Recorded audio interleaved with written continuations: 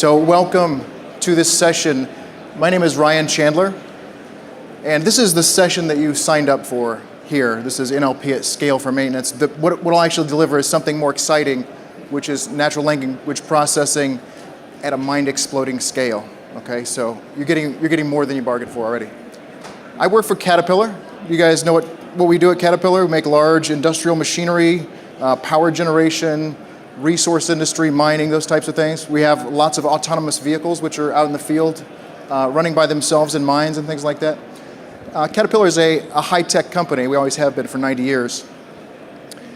What I'm going to talk about today centers around my role at Caterpillar.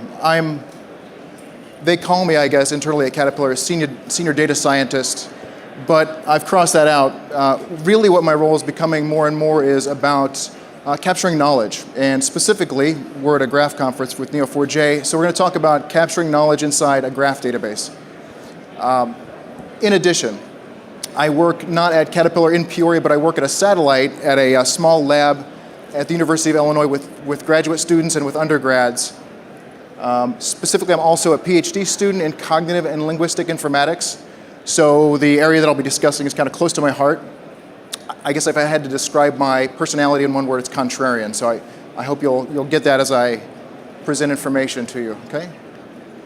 This is the lab. This is the lab with no people in it. As you guys are people, you would prefer to see those that I work with and their smiling faces rather than just an empty room. There's my colleague and lab director, and then the girl to her right, I guess right here is Natty. She did a lot of the code that you'll see me demonstrate today. Why would Caterpillar even be interested in natural language processing? It seems like maybe a far leap, and especially for supply chain management or things like that. Back in 2012, which is where this video comes from, and I'll play about 2 minutes of it. It's from GE, our competitors.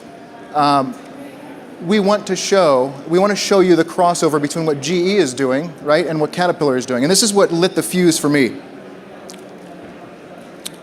Actually, let's see if I can.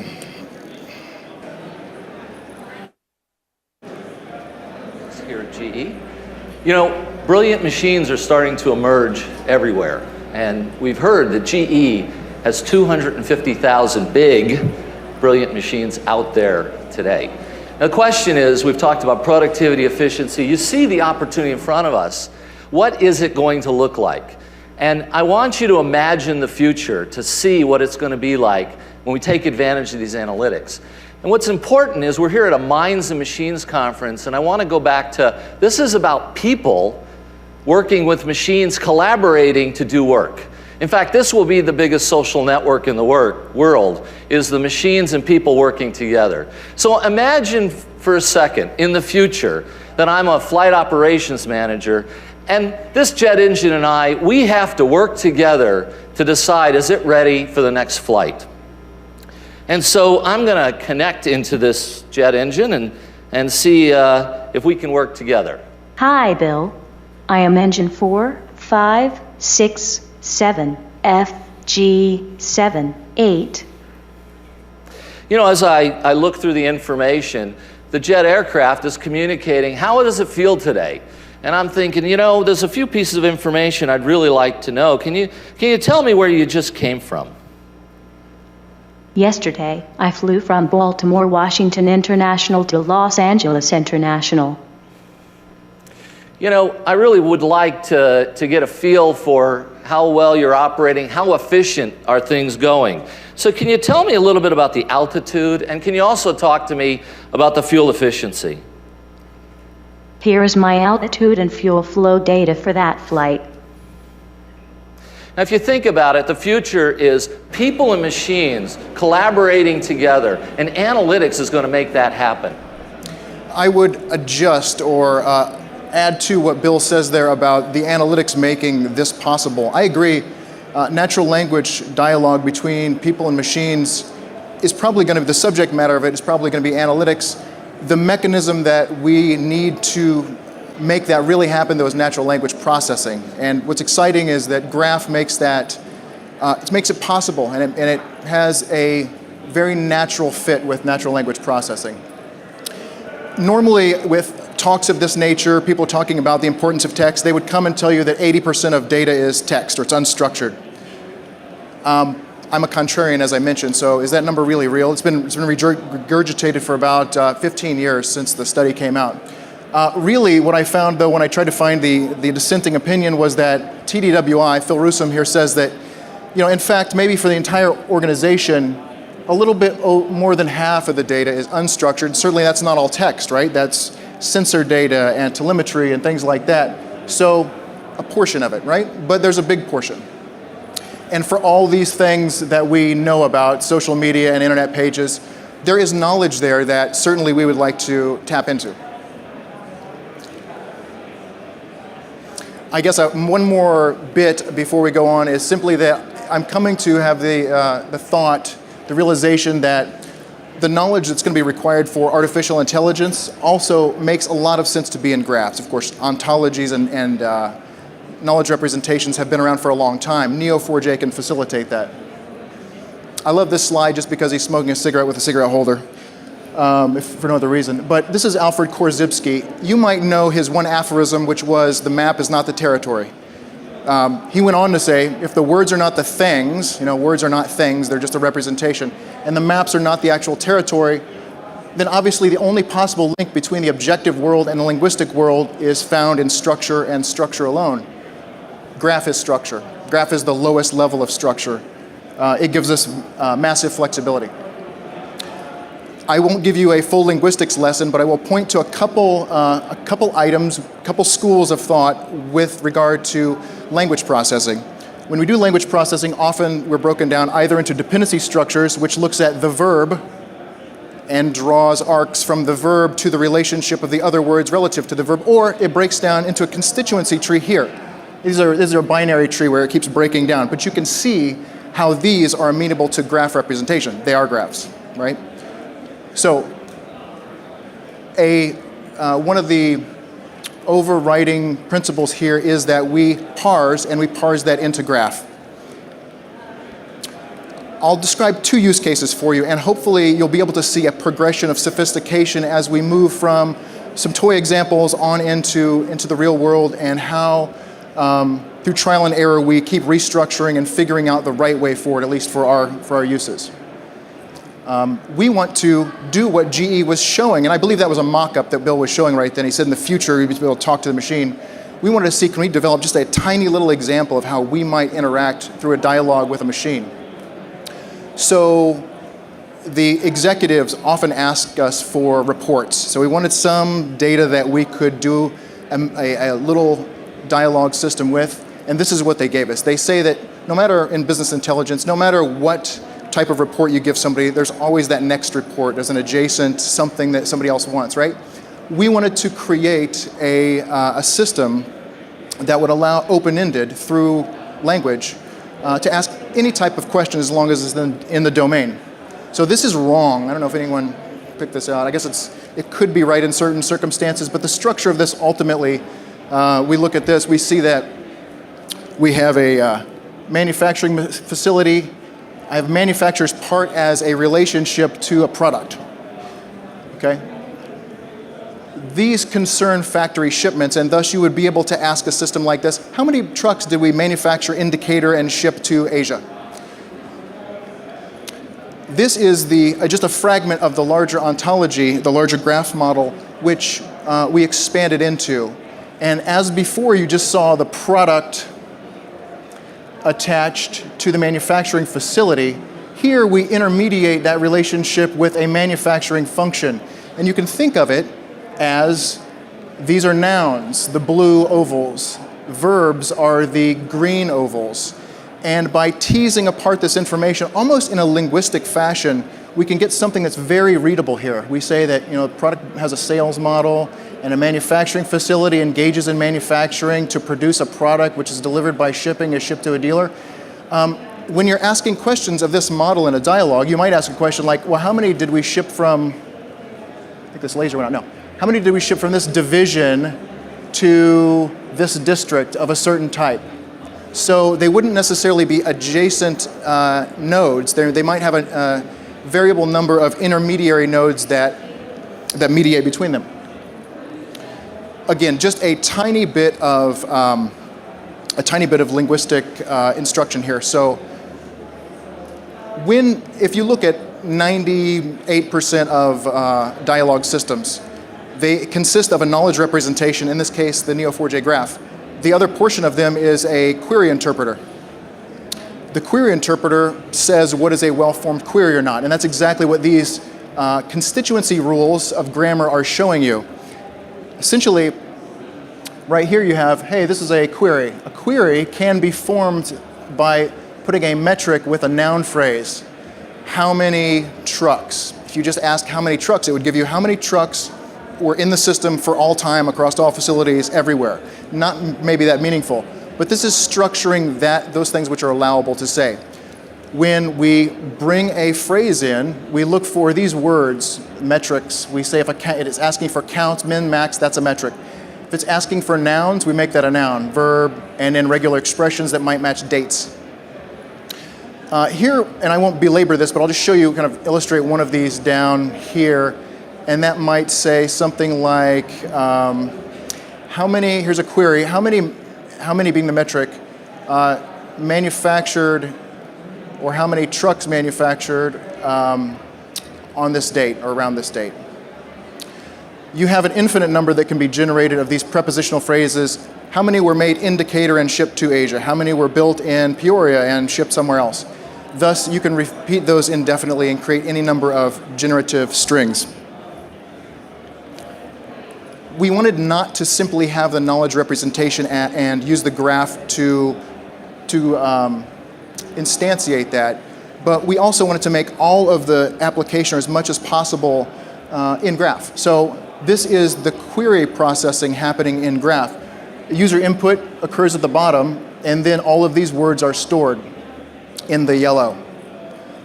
From the interpreter's perspective, it's only those things which are in gray, beyond the connective words. It's just those things in gray that really link out to our lexicon or our database of known entities. Here they are, for example, and this is how we deal with synonyms. You see it says build. That links to manufacturing. It could have said produce. It could have said manufacture. We would have routed all those synonyms into that one canonical, or the golden definition of what those words mean. Those, if you remember from the graph model, link directly to parts of that graph.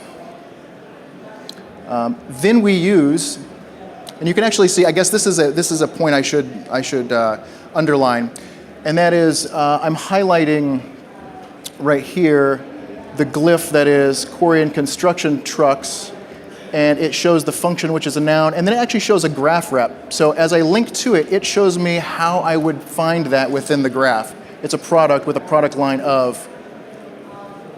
And so the system reads that in and finds the appropriate node. What I don't show you, the sort of secret sauce, is just simply the code that maps any one of those given grammatical expressions or patterns to the graph query. Again, a front end that interprets the query, a back end that provides the data. Here you simply see that we have a count, which is how many trucks did we build in Decatur. And we're linking through the verb. Again, the verb, the Latin word verbum meant words originally. And the dependency parse emphasizes that the verb is the most important type of element in a sentence because it contains that action, what's happening. Thus, we use the verb manufacturing again and again to link those parts of the fragment together, those subgraphs together. Once you traverse all the subgraphs, you get the result that you want, which is a constrained result of number that you're asking for, a constrained result which represents the number of items. We brought it all the way from the back end to the front end. This is what the simple interface looks like.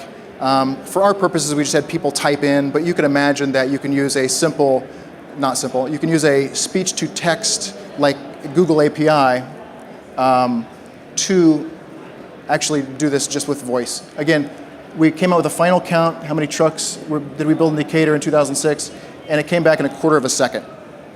We're only looking at 100,000 or so lines in the database there, so it's not that big, but we know that the scalability, the linear scalability of the graph would make us believe that even for a very much larger data set that this would continue to have high performance. Okay, just a quick recap.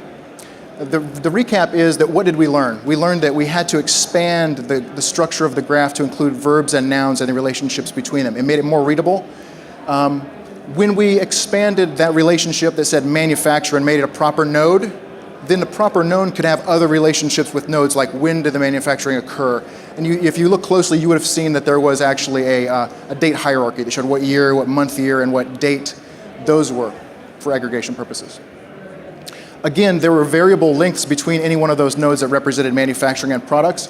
You see the 3 different cipher queries at the bottom. We went from just looking at those things which would have had to been adjacent because they were nodes right next to each other to, hey, let's make them variable by putting asterisks in there. But we know that when you make everything variable, you have a combinatorial explosion and it causes your query performance to go way down. You're looking at every possible combination. So we had the system look at the overall schema of the graph. And when it found those objects of interest based on what the dialogue was, it actually mapped that entire path. Then we can issue it the precise path with the precise directionality on those nodes so that, again, the query comes back almost instantly. I'm going to shift gears a little bit. This is the next epoch in where we were pushing towards with our development. The first system I showed you was a simple dialogue to get information back from the graph. This use case is about reading warranty documents. This is the mind-exploding scale portion that I mentioned earlier. I'm trying not to oversell this, but the code that we're going to develop over the next few years that will allow us to read documents at scale, human knowledge instantiated in text. It's the way we've always done it. There's a lot out there.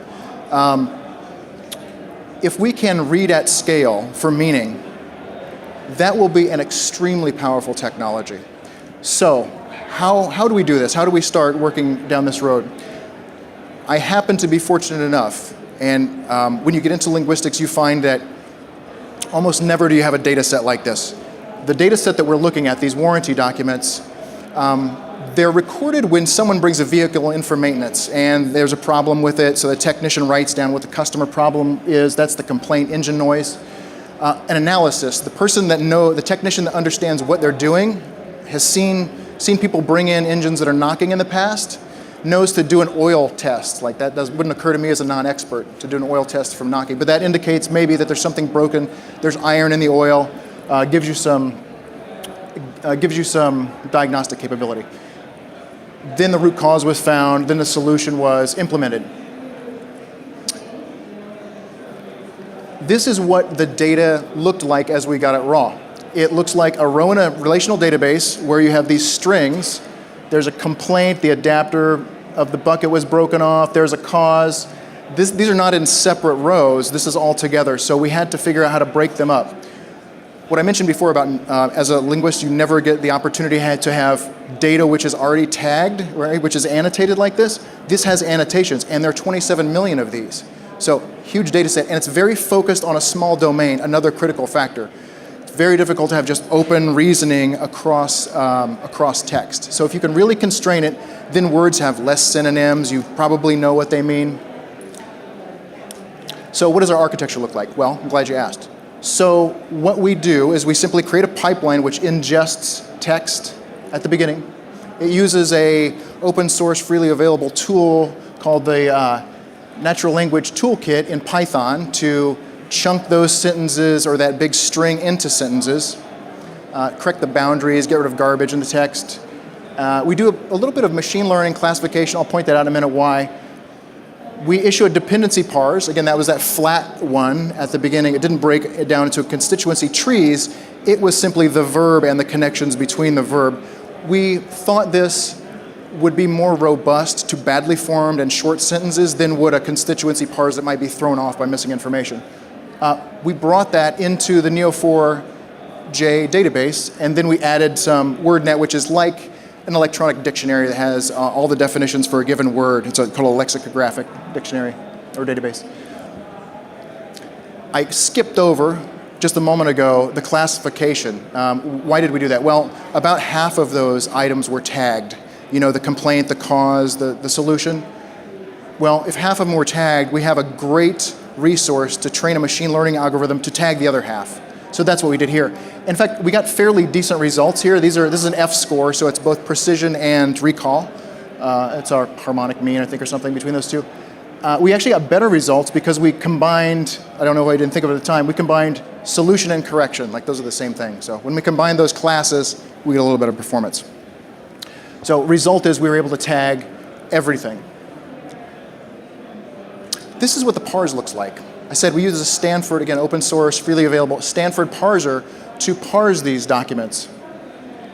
The adapter of the bucket was broken off. If you did a naive keyword search, this is where the differentiation of this deep parsing versus just a simple naive approach really is evident.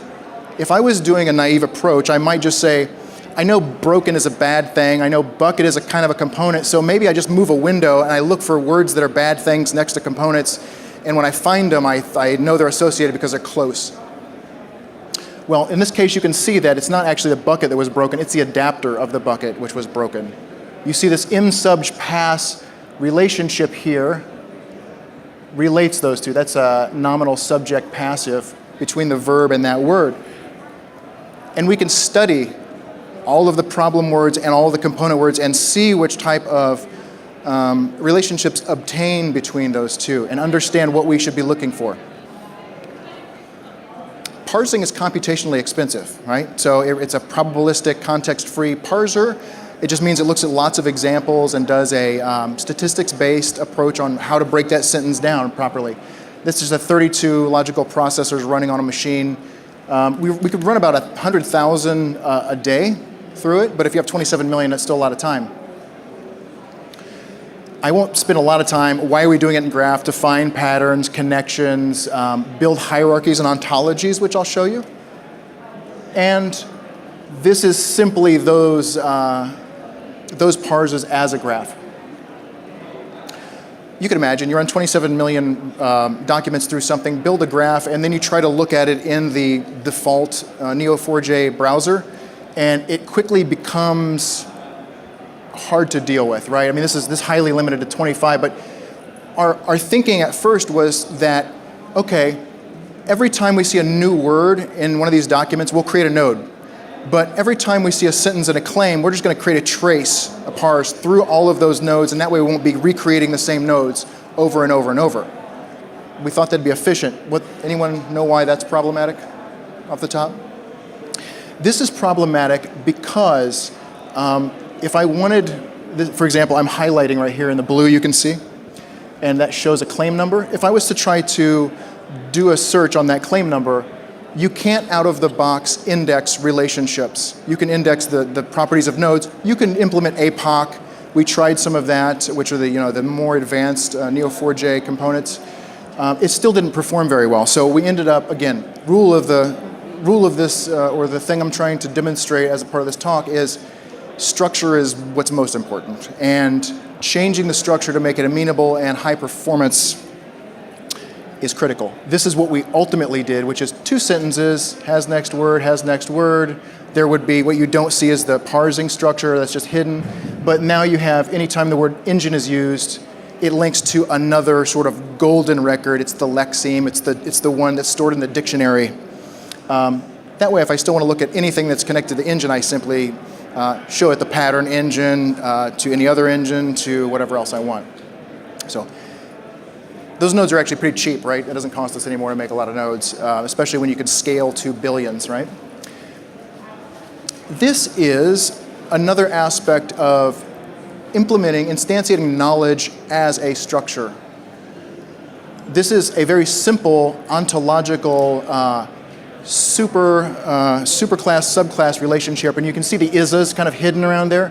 A pump is a component, a powertrain is a component, an engine's a component. Similarly, a leak is a problem, and we just looked at high frequency words to quickly find these things, right? So you build an ontology, which is some structure, which allows me now to say something to the effect to create a very simple cipher query that says I want to match something with this dependency relationship, that's the parse, that A dependency relation to a word that is a component, a dependency relationship to a word that is a problem. These are different words, A and B. And then return that. That's what you see. This is a very small fragment, of course, of what we see. But this allows you to take millions of documents, parse them, create a very shallow ontology, and then create this trace through that gives you meaning. Now you are extracting meaning at scale from these text documents. This is a little bonus slide. Essentially, it's just showing you that when I bring in WordNet, again, free, open source, available, that we have different senses of the word. Here we mean if something's broken, it's actually physically broken into pieces. It's not like a broken promise or a broken in time or a broken view on an engineering drawing. And in a sense, I want you to think about this, in a sense, if you can take a document and take words, read it structurally, and then pinpoint what the exact definition of each word is, in a sense, your system knows what that means. It's tied it down to the correct reference. What we have concentrated on up till now was a low-level, very small example of tracing through the sentence. There are Martin Minsky, Charles Fillmore.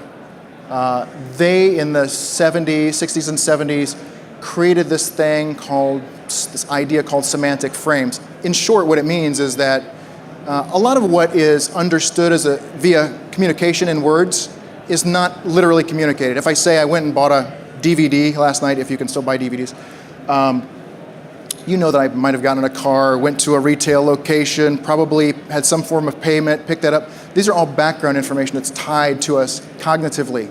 That's exactly the idea of semantic frames. Ultimately, it's a slot-filling system. Remember, we classified those sentences into what they were. Well, if we know what they were, then we can have certain slots, certain expectations about what's going to be present in there.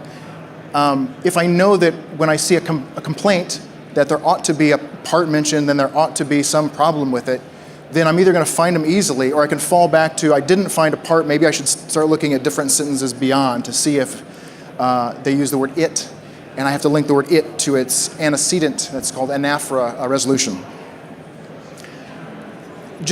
I guess I want to plant a seed that this type of thing where you're setting expectations allows you to get more and more, allows you to do inference and deduction. So just to recap, what we learned in this process, again, was structure was critical. That's the most important thing, is how you structure. We made each instance of a word a node and then connected it to a golden version of that word.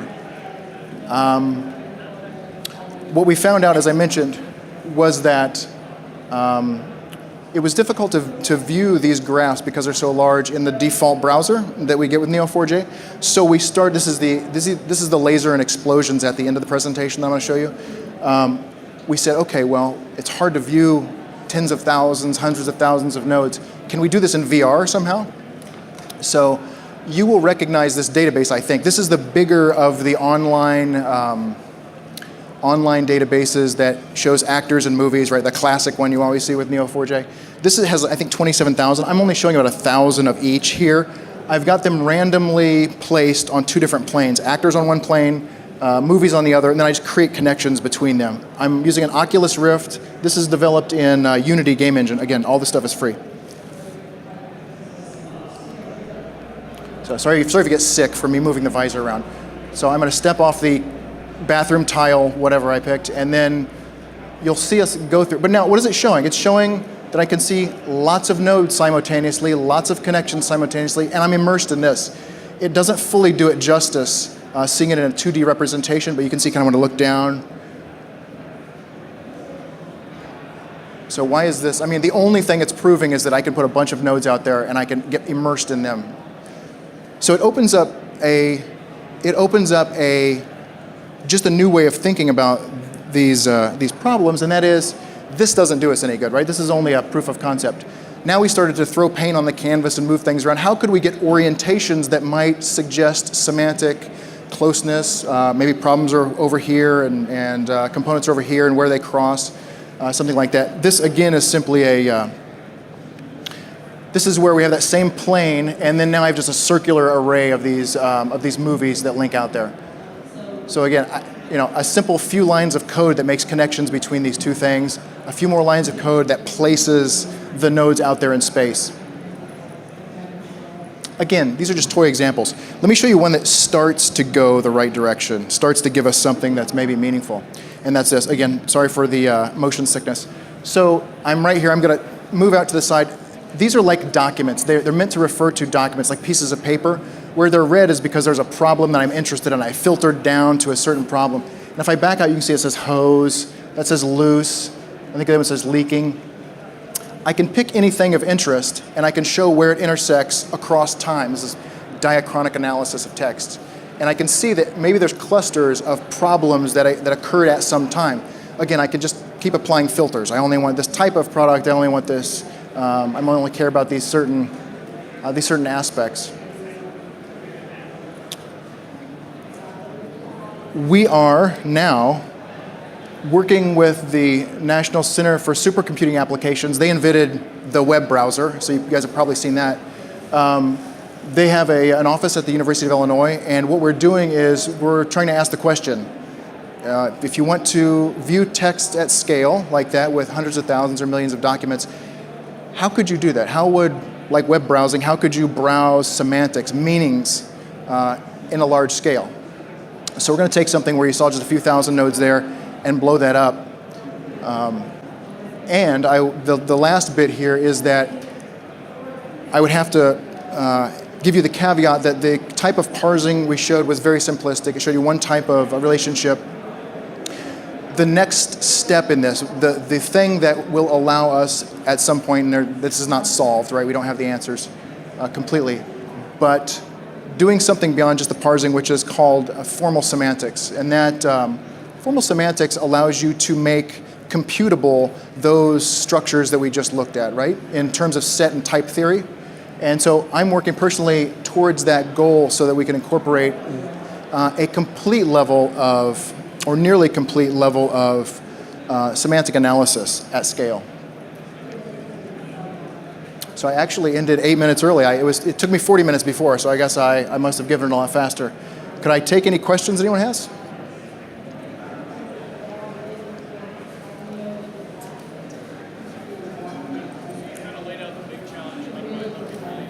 Yeah.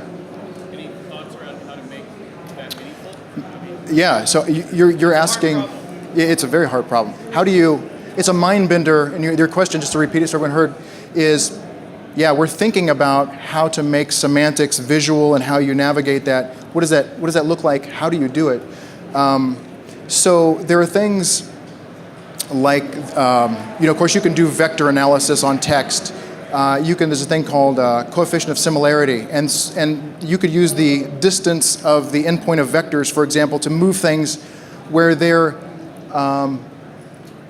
closer in terms of distance from other terms within documents. I mean, their distance, if they're close together in documents, and that's a frequent, you might have them close together within the visualization. I guess that's the only thing that comes to mind for me now. Millions of documents wiggling around. Oh yes, absolutely. And you know from looking at Neo4j stuff in scale that moving one thing has the cascading effect of everything else starts moving, and so figuring out ways to make that happen very quickly are going to be also critical. Yeah. Are you rolling out a hybrid visual and text? So instead of having engine or the end visual. Oh, yes. Oh, that's great. So you're absolutely right. What he's asking is, rather than just use the text, because the text is a pointer to that thing which it refers to, use a pictograph. It shows you an engine. It shows you something leaking. And I agree with you that that's powerful. Our first writing systems were that way. I think as a design principle, anytime you remove a lookup, it's better to label something than have a legend where you have to go over and look at it. So you're doing exactly that. You're making it exactly what it's being talked about. So absolutely, yeah, that's something. I'm glad you brought that up. Anyone else? The network. So you want to read for text, for example, VR. So you can explain VR, but you can also say virtual reality. Ah. So this actually means the same thing, but how can you project them together and something as similar? So Yeah, yeah, yeah. Graph database and usually actually they're talking about Yeah. How do you find all those terms that may refer back to the same entity? One level that we do in the dialogue example was simply that we create we only allow there to be one word of record. So when it said quarry and construction trucks, somebody could have said off-highway trucks or trucks, and they both would have mapped from those nodes, those terms, back to the same one. So we point multiple synonyms back to one single, called lexeme. It's that one version that is the ground truth, essentially. So it's just a routing, and it becomes more complicated in open domains, right? Now you have words that may not just be the same homonyms, they may have multiple meanings, and you have to detect what that meaning is by its context.